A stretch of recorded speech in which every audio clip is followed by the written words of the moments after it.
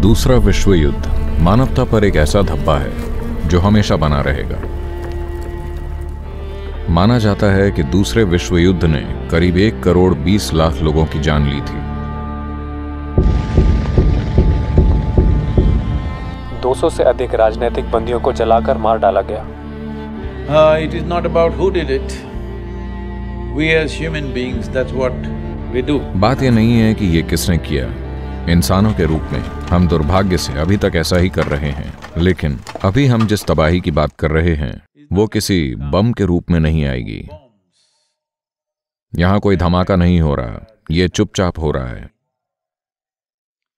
दुनिया का हर जिम्मेदार वैज्ञानिक कह रहा है कि सन 2045 तक हम दुनिया में 40% कम भोजन पैदा कर रहे होंगे और हमारी आबादी 9.2 अरब लोगों की होगी।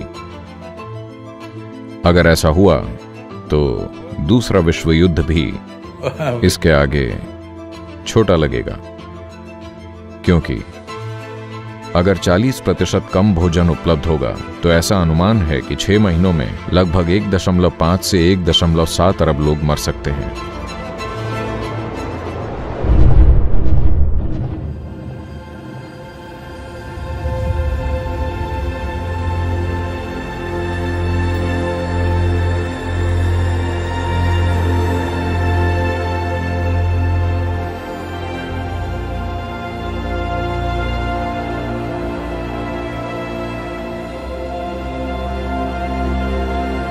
जलवायु परिवर्तन, खाद्य सुरक्षा, पोषण सुरक्षा, पानी की क्वालिटी, पानी का लगातार उपलब्ध होना, जैव विविधता, भूमि हड़पना, राजनीतिक स्थिरता,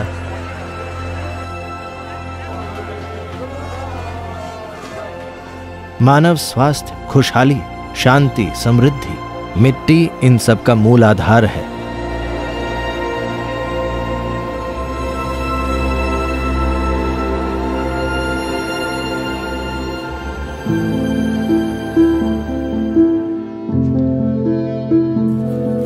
मिट्टी वो बुनियादी चीज है जिस पर धरती का हर प्राणी निर्भर करता है। इंसानों द्वारा खाए जाने वाले भोजन का 95% हिस्सा मिट्टी से आता है। मानव और पशुओं की सभी एंटीबायोटिक दवाओं में से करीब 95% मिट्टी से आती हैं।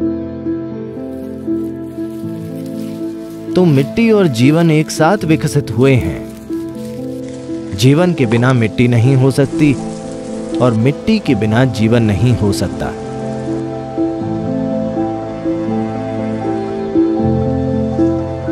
मुट्ठी भर मिट्टी में 5 से 7 अरब से भी ज्यादा सूक्ष्म जीव होते हैं। और जैसे हमारा शरीर काम करता है वैसे ही जो खाना हम खाते हैं दरअसल उसे हम खुद से पूरा नहीं पचा सकते। इसे पूरी तरह से पचाने के लिए जरूरी एंजाइम्स और एल्कलाइंस हमारे अंदर नहीं होते। हमारी आंत के सूक्ष्म जीवाणुओं या माइक्रोब्स के कारण ही हम भोजन को पचा पाते हैं। यही बात सभी पौधों और पेड़ों के लिए भी सच है।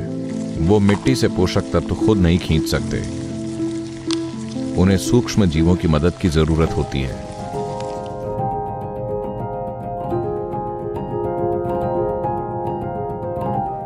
अच्छे बैक्टीरिया, अच्छे फंगस, प्रोटोजोआ, नीमेटोज, माइक्रो आर्थ्रोपोड्स, केंचुए, एंकीट्रेट्स, ये सभी जीव एक अच्छी स्वस्थ मिट्टी के लिए जरूरी हैं, ताकि आपके पौधे को हर वो चीज संतुलन में मिले जिसकी उसे हर दिन हर सेकंड जरूरत होती है।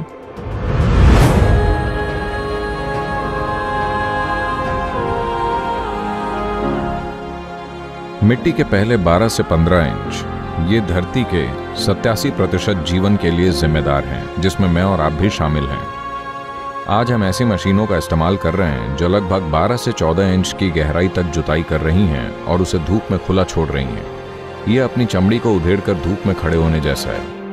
आप चीखने लगेंगे, जमीन भी यही कर रही है। जमीन चीख रही है लेकिन कोई सुन नहीं रहा है। जमीन को जोतकर खुला छोड़ दिया जाता है, जिससे सभी सूक्ष्म जीव मर रहे हैं।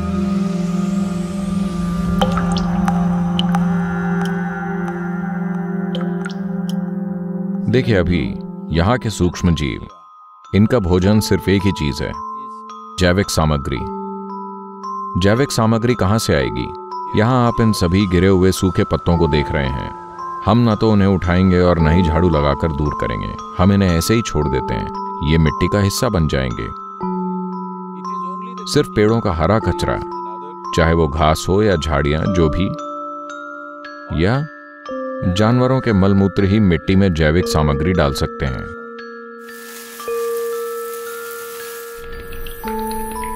सामान्य खेती की मिट्टी में जैविक सामग्री कम से कम 3 से 6% के बीच होनी चाहिए। कम से कम 3% तो होनी ही चाहिए।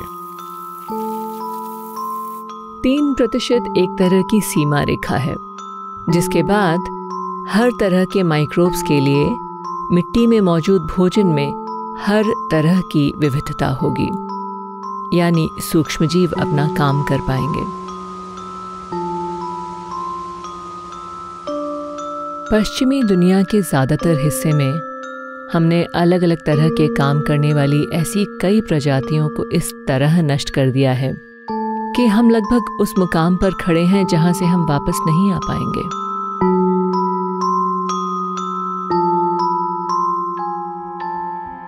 भारत की 62% से अधिक मिट्टी में जैविक सामग्री 0.5% से भी कम है।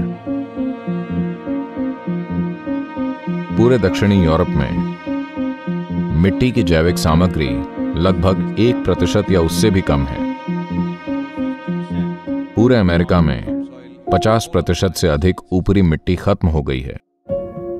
आपने सुना है कि डायनासोर्स का विनाश हो गया था, डोडो का विनाश हो गया था, लेकिन यह मिट्टी के विनाश का सवाल है। देखिए, ये रेत है। अगर आप इसमें पर्याप्त जैविक सामग्री डालते हैं तो यह समृद्ध मिट्टी बन जाएगी। इसी तरह अगर आप मिट्टी से सारी जैविक सामग्री निकाल लें तो वो रेत बन जाएगी। तो इसे दुनिया का रेगिस्तान बनना कहा जाता है। दुनिया भर में खेती की मिट्टी रेत बन रही है। ये रेगिस्तान में बदल रही है, जो पूरी दुनिया में हो रहा है, क्योंकि मिट्टी में जैविक सामग्री नहीं है।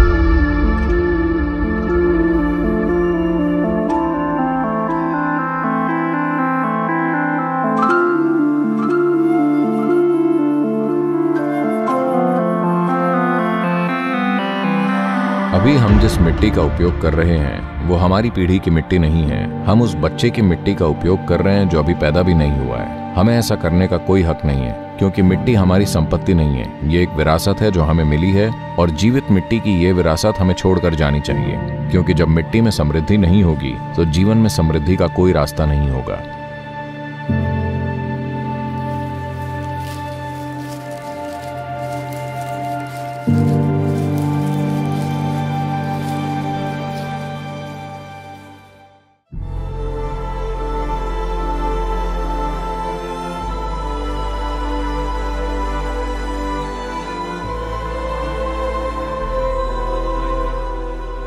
अभी अमेरिका के आंकड़े कह रहे हैं कि हमारे पास शायद खेती के लिए केवल इतनी मिट्टी बची है कि उसमें सिर्फ 80 से 100 फसलें उगाई जा सकें। यानी ये सिर्फ 40-50 साल की बात है। उसके बाद भोजन की गंभीर कमी हो सकती है, और अच्छी जैविक भूमि या मिट्टी प्राप्त करना इस धरती पर लड़ाइयों का कारण बन जाएगा।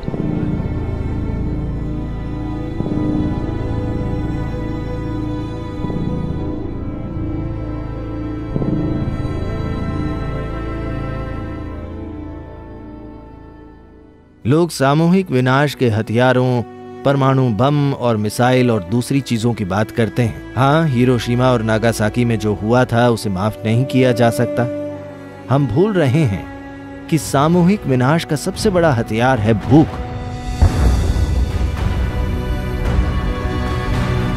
कुपोषण, गरीबी, स्वस्थ पर्यावरण की कमी।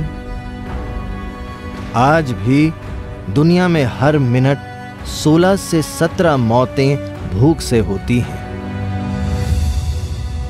दोस्तों, ये एक सामूहिक विनाश का हथियार है। अब दिसंबर 2019 में दुनिया में 61 करोड़ 90 लाख लोग भूखे थे। उसमें से 4 करोड़ भूखे लोग अमेरिका में थे। तो ये सिर्फ टिम्बकटू में या भारत के किसी हिस्से में या कहीं और नहीं हो रहा, ये अमेरिका में भी हो रहा है। मैं WFP के निर्देशक से बात कर रहा था जो अमेरिका से हैं। उन्होंने कहा कि सन 2035 तक शिकागो और इलिनॉय इलाकों में भयंकर अकाल पड़ सकते हैं, क्योंकि मिट्टी की हालत इतनी खराब हो चुकी है कि ऐसा आसानी से हो सकता है। गृह युद्धों की आशंका है। सन 2035-2040 तक देशों के भीतर कई गृह युद्धों की आशंका जताई जा रही है, क्योंकि उन देशों में सभी के पास पर्याप्त भोजन नहीं होगा, इसलिए स्वाभाविक रूप से झगड़े होंगे। अगर भारत में 40% कम भोजन है, यानी 40% लोगों के पास भोजन नहीं है, आपको लगता है कि वो सिर्फ भूखे होकर एक कोने में बैठे रहेंगे? नहीं, वो ऐसे काम करेंगे जिनकी आप कल्पना भी नहीं कर सकते। आपको समझना चाहिए, सभी मानव सभ्यताएं बनी हैं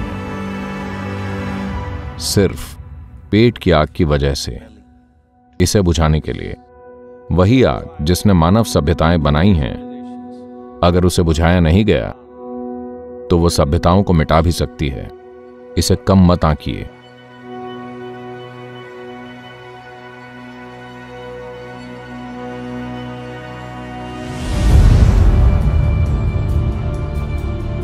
सन 1990 के बाद से अफ्रीका में लगभग 30 युद्ध हो चुके हैं। इनमें से 27 युद्ध उपजाऊ मिट्टी हासिल करने के लिए लड़े गए थे। विश्व की महान क्रांतियां 1917 की रूसी बोल्शेविक क्रांति मूल रूप से रोटी के लिए हुई थी।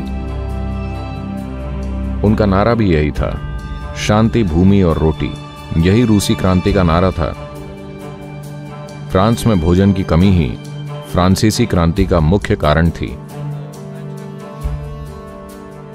चीन में जो हुआ तथाकथित सांस्कृतिक क्रांति, वो पूरे देश में बार बार हो रहे अकालों के कारण हुई थी।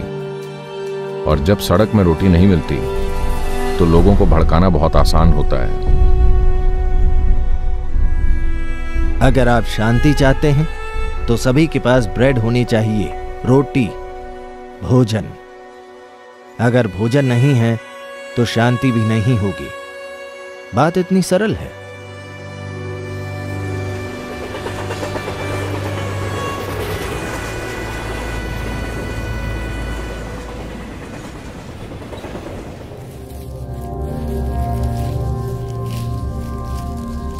मिट्टी इंसानी पर्यावरण का वो हिस्सा है जिस पर सबसे कम ध्यान दिया गया है। मिट्टी के खराब होने का मतलब है पैदा होने वाले भोजन को आज के लिए और हमेशा के लिए खराब और बर्बाद होने देना। इंसानों को दूसरे जानवरों की तरह ही काफी जटिल आहार और कई पोषक तत्वों की जरूरत होती है, और ये पोषक तत्व हम अपने भोजन के माध्यम से प्राप्त करते हैं, और वो मूल रूप से मिट्टी पर निर्भर है। ऐसी मिट्टी जो पोषक तत्वों और मिनरल्स से भरपूर है, ये स्वस्थ आहार की एक जरूरी शर्त है। हमारे भोजन के पोषक तत्वों और आहार की क्वालिटी और मिट्टी की क्वालिटी के बीच एक सीधा संबंध है। तो कई लोग इसे अच्छे से समझ नहीं पाए हैं। आपको मिट्टी में पोषक तत्व डालने होंगे, नाइट्रोजन, पोटेशियम, सूक्ष्म पोषक तत्व, कैल्शियम, मैग्नीशियम, जैविक सामग्री, ऐसी चीजें जो मिनरल से भरपूर हैं। इसे किसी न किसी रूप में मिट्टी में वापस डालना ही होगा, तभी मिट्टी उपजाऊ होगी। मिट्टी भूसा, अनाज और जड़ें पैदा करती है।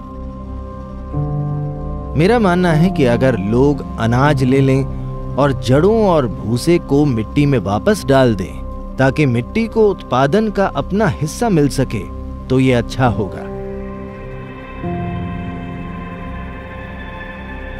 अगर आप भूसा निकाल लेते हैं तो मिट्टी को कुछ नहीं मिलता, तो लगातार मिट्टी की क्वालिटी खराब हो रही है, उसके जरूरी तत्व खत्म हो रहे हैं। इसी को मिट्टी की सेहत खराब होना कहते हैं। और जब मिट्टी की सेहत खराब होती है तो उस पर रहने वाले लोग भी ज्यादा से ज्यादा दुख पाते हैं। अमेरिका में मिट्टी की क्वालिटी खराब होने के कारण विटामिन ए में 21% की गिरावट आई है। सभी फलों, सब्जियों और उन सभी दूसरी चीजों में जिन्हें आप खाते हैं विटामिन सी में 30% की गिरावट, लोहे के स्तर में 37% की गिरावट, कैल्शियम के स्तर में 27% की गिरावट। जिन चीजों को आज आप सेहतमंद मानते हैं, सलाद और वैसी चीजें, 20वीं शताब्दी के शुरुआत में उनमें जितने पोषक तत्व थे और आज उनमें जो बचा है वो सिर्फ 10% है। 20वीं सदी की शुरुआत की तुलना में ये 90% कम है। सेंटर फॉर डिजीज कंट्रोल, जो अभी इस कोविड की स्थिति में महत्वपूर्ण भूमिका निभा रहा है, उसका कहना है कि सभी अमेरिकियों में पोटेशियम की कमी है। 90% अमेरिकी लोगों में विटामिन ई की कमी है। 70% लोगों में विटामिन के की कमी है। 52% लोगों में पर्याप्त मैग्नीशियम नहीं है। 43% लोगों में पर्याप्त विटामिन ए नहीं है। 40% लोगों में पर्याप्त विटामिन सी नहीं है। ऐसा सबसे समृद्ध राष्ट्र में है। इसका सीधा सा मतलब है कि जो खाना आप खा रहे हैं उसमें पर्याप्त पोषक तत्व नहीं है, भले ही आप पर्याप्त खाना खा रहे हो, क्योंकि मिट्टी का इस तरह से विनाश किया गया है।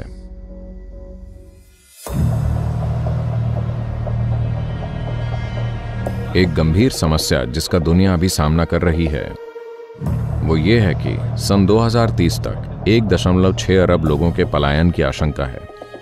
इसमें से 0.9 अरब लोग अफ्रीका से आएंगे। देखिए, जब लोग अव्यवस्थित तरीके से पलायन करते हैं तो वो एक भयंकर दौर से होकर गुजरते हैं। खासकर महिलाएं और बच्चे। सही योजना के बिना होने वाले पलायनों में वो, जहां उन्हें हर तरह के अनजान इलाकों से मजबूरन गुजरना पड़ता है, उनके साथ भयंकर चीजें होती हैं। किसी के भी साथ ऐसा नहीं होना चाहिए। सभी युवतियां, 14 से 18 साल की उम्र की बीच की युवतियों का बहुत ज्यादा शोषण किया जा रहा है। ऐसा अनुमान लगाया जा रहा है कि भारत में अगले 8 से 10 सालों में लगभग 22 करोड़ लोग शहरों में चले जाएंगे। मुझे बताइए, क्या आपके शहर में इतनी जगह है कि उसमें और 2-3 करोड़ लोग आ जाएं? ऐसा पूरी दुनिया में बड़े पैमाने पर होगा।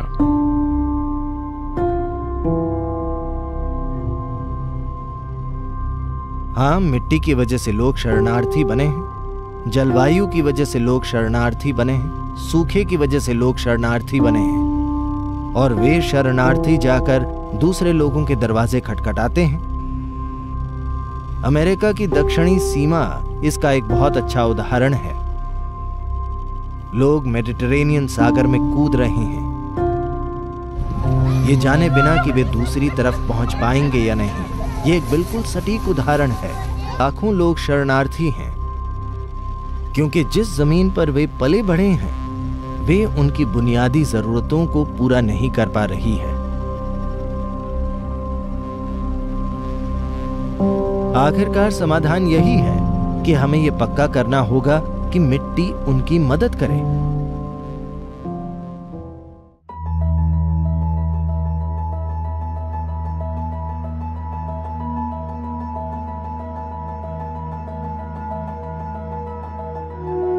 मिट्टी की क्वालिटी खराब होने और दुनिया के मुद्दों में बहुत मजबूत संबंध है। उदाहरण के लिए जलवायु परिवर्तन। तो वर्तमान सभ्यता को मैं कार्बन सभ्यता कहता हूं। हम जो कुछ भी करते हैं वो कार्बन पर आधारित है, फॉसिल ईंधनों के कार्बन पर, और इसलिए हमने न केवल फॉसिल ईंधनों को बल्कि मिट्टी के कार्बन को भी कम किया है। कार्बन की सबसे ज्यादा मात्रा हमेशा मिट्टी में होती थी, पर अब इसका ज्यादातर हिस्सा वातावरण में है, जहां उसे नहीं होना चाहिए। अगर यह वातावरण में मिल जाता है तो जैसा कि आपने ग्लोबल वार्मिंग और जलवायु परिवर्तन के बारे में सुना है, वो सभी प्रभाव होते हैं, पर इसका लगभग 40% बस इसलिए हो रहा है क्योंकि मिट्टी को खुला छोड़ दिया जाता है। इसमें सबसे बड़ा योगदान है खेती की जमीन, या खुली छोड़ दी गई जमीन। वही मिट्टी जो वातावरण से कार्बन डाइऑक्साइड और मीथेन सोख लेती थी, अब वो उसमें कार्बन छोड़ रही है, सिर्फ इसलिए कि हम मिट्टी को खुला छोड़ रहे हैं और उसमें कोई जीवन या सूक्ष्म जीवों की गतिविधि नहीं है।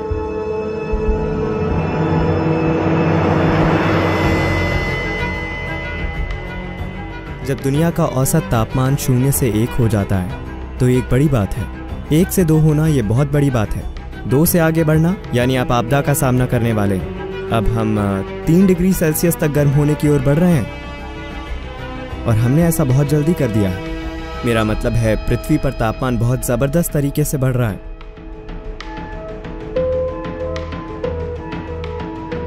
मुझे लगता है कि हम पौधों के माध्यम से वातावरण से कार्बन डाइऑक्साइड ले सकते हैं और इसे वापस मिट्टी में डाल सकते हैं। तब हम वातावरण से कार्बन को कम करके ग्लोबल वार्मिंग को एक कम गंभीर समस्या बना पाएंगे।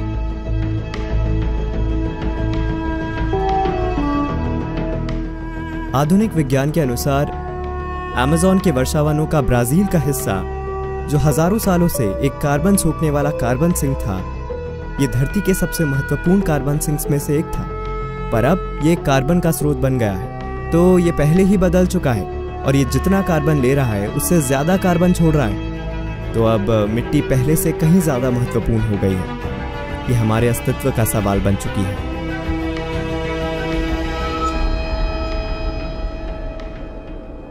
देखिए, इस धरती की पूरी जीवन प्रक्रिया कार्बन पर आधारित है। तो यही बात घास के तिनके पर लागू होती है, नारियल के पेड़ पर लागू होती है, इस धरती के हर दूसरे प्राणी पर लागू होती है। सभी की बुनियाद कार्बन है। ये सारा कार्बन कहां से आ रहा है? इस धरती पर सृष्टि के विकास की प्रक्रिया का एक महान चमत्कार है फोटोसिंथेसिस। सूर्य से आने वाली असीमित ऊर्जा का उपयोग करके वातावरण में कार्बन को सोखा जाता है और ये कार्बन लाखों सूक्ष्म जीवों या माइक्रोब्स के माध्यम से प्रक्रियाओं की एक पूरी श्रृंखला से गुजरकर मिट्टी में जमा हो जाता है। What gets stored in this way? सूक्ष्म जीवों के 3-4 चक्रों से इस तरह गुजरकर जो कार्बन जमा होता है वो कम से कम 1000 वर्षों तक जमा रहता है।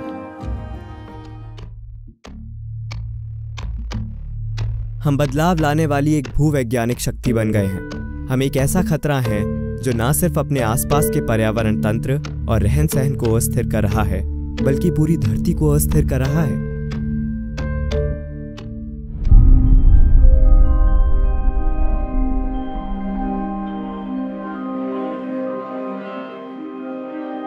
संयुक्त राष्ट्र का कहना है कि हमारे पास सिर्फ 60 साल तक खेती करने के लिए मिट्टी बची है, तो 50 सालों के अंदर धरती पर एक गंभीर भोजन का संकट आएगा।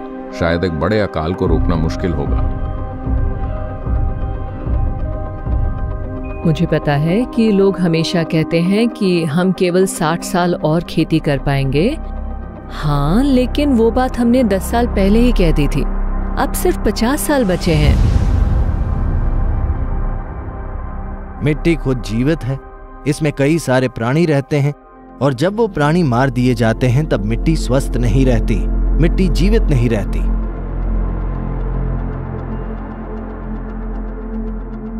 मिट्टी पर्यावरण के तंत्र को सेवाएं नहीं दे पाती। जब मिट्टी मरती है तो उसके साथ सब कुछ मर जाता है, हम भी।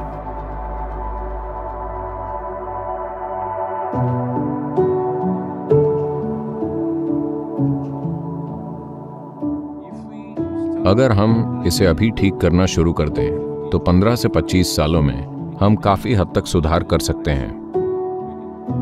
हम उस मुकाम से दूर आ सकते हैं जहां हम पहुंच चुके हैं। पर अगर हम इसे 30 से 40 साल तक ऐसे ही छोड़कर फिर ऐसा करने की कोशिश करें तो मिट्टी में फिर से जान फूंकने में 150 से 200 साल लगेंगे। तो इसका उद्देश्य ये नहीं है कि हर चीज की बस एक बुरी तस्वीर सामने लाई जाए। This is a moment of responsibility. ये एक जिम्मेदारी का पल है कि इंसानों के रूप में अगर अभी हम उठ खड़े हों तो हम इसे पलट सकते हैं।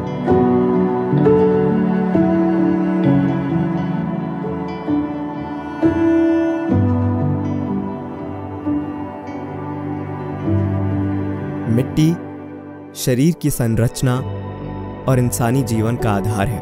पर हमें यह भी पता है कि हम इंसानों का पेट भरने के लिए प्रकृति को नष्ट नहीं कर सकते, क्योंकि इससे धरती की स्थिरता को खतरा होगा और धरती ही इंसानों और सभी प्रजातियों के जीवन की बुनियाद है। इसलिए अब हमें मिट्टी की देखभाल करनी चाहिए।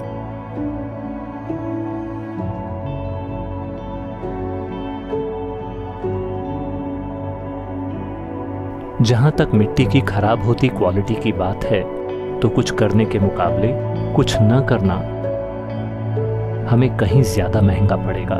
लेकिन ये ऐसी चीज नहीं है जो किसान खुद कर सकते हैं। इसके लिए अगर वैश्विक नहीं तो एक बड़ी क्षेत्रीय पहल होनी चाहिए।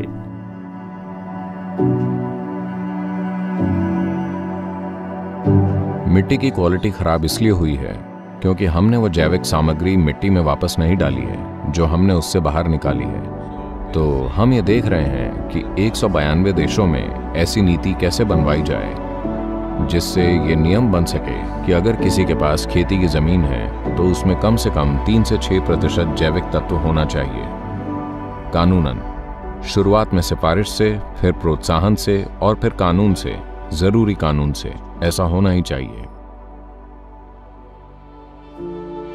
अगर ऐसा कानून नहीं होगा तो हम नहीं जानते कि लोग कल क्या करेंगे। हमने यही किया है ना? पिछली पीढ़ी से इस पीढ़ी तक एक पीढ़ी में ही हमने इसे बर्बाद कर दिया है क्योंकि कोई कानून नहीं था। अगर ऐसा कानून होता कि मिट्टी में कम से कम इतना जैविक तत्व होना चाहिए तो हमने उसे वैसा ही रखा होता। तो सबसे पहली और महत्वपूर्ण बात है कानून बनाना। कानून लाने के लिए किस चीज की जरूरत है? देखिए, ये लोकतंत्र है, यानी लोग ही ताकत हैं, ये जनता की शक्ति है, इसका यही अर्थ है। तो अभी आपके हाथ में 2 बहुत शक्तिशाली चीजें हैं। एक है आपका वोट और दूसरा आपका माइक्रोफोन, हेलो, यानी आपकी आवाज। तो ये महत्वपूर्ण है कि दुनिया के लोगों को ये कहना होगा कि हम लंबे समय के समाधान के लिए तैयार हैं, हम लंबे समय के कमिटमेंट के लिए तैयार हैं, हम एक लंबी मेहनत के लिए तैयार हैं, हम आने वाली पीढ़ियों की खुशहाली के लिए कीमत चुकाने को तैयार हैं। इसीलिए इस मिट्टी बचाओ अभियान का उद्देश्य कार्रवाई नहीं है, बल्कि इसका उद्देश्य है नीति में बदलाव लाना।